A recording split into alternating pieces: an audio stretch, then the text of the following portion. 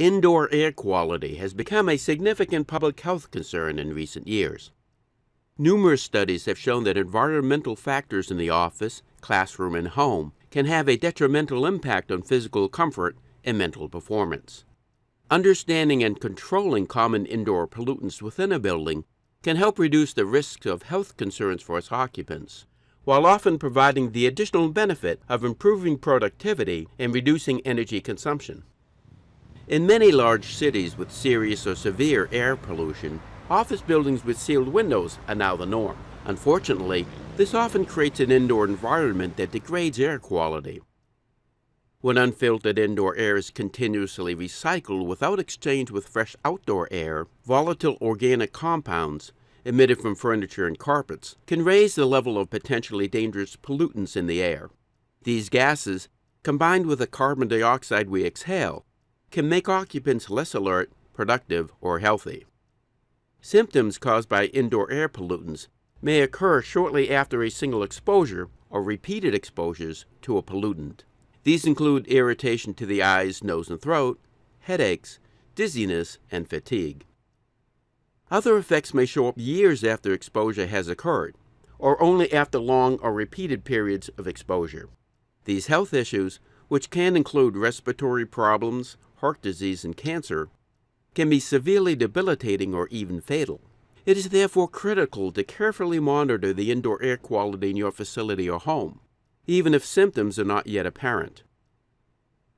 Among the various types of indoor pollutants, carbon dioxide typically attracts a great deal of attention, both as an indicator of the efficacy of a building's ventilation system and for the adverse impact carbon dioxide itself can have on human health. Carbon dioxide is a colorless, odorless gas that is a natural component of the atmosphere. It is also a byproduct of human breathing.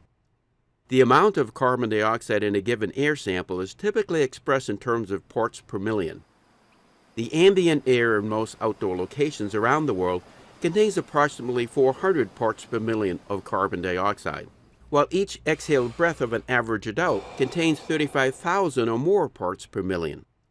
As a result, indoor levels can be considerably higher than outdoor, especially in facilities such as workplaces and schools, where large numbers of people spend the day in close proximity. Without adequate ventilation to dilute and remove the carbon dioxide being continuously generated by building occupants, it can accumulate well beyond the 1,000 parts per million level, and in some cases far higher. The amount found within an indoor environment is often used as a marker for whether other gases pollutants are likely to become a nuisance or hazard.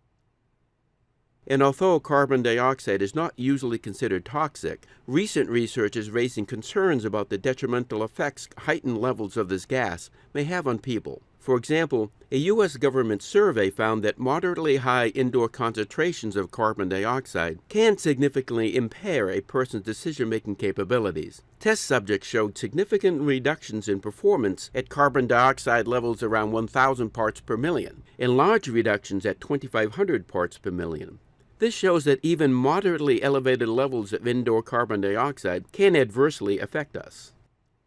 Indoor air quality can also have an economic factor.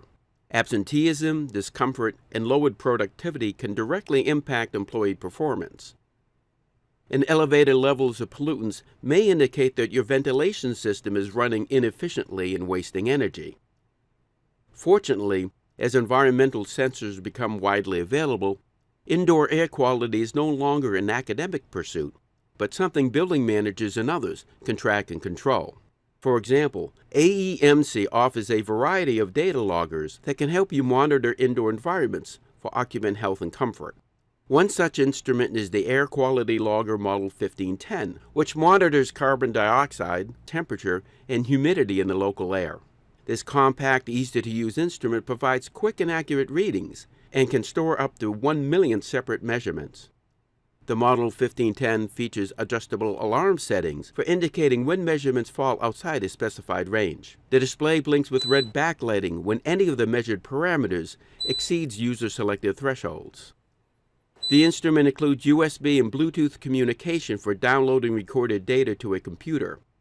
The Model 1510 is also supported by AEMC's DataView, data analysis software for viewing real-time data, configuring and running recording sessions, and creating reports.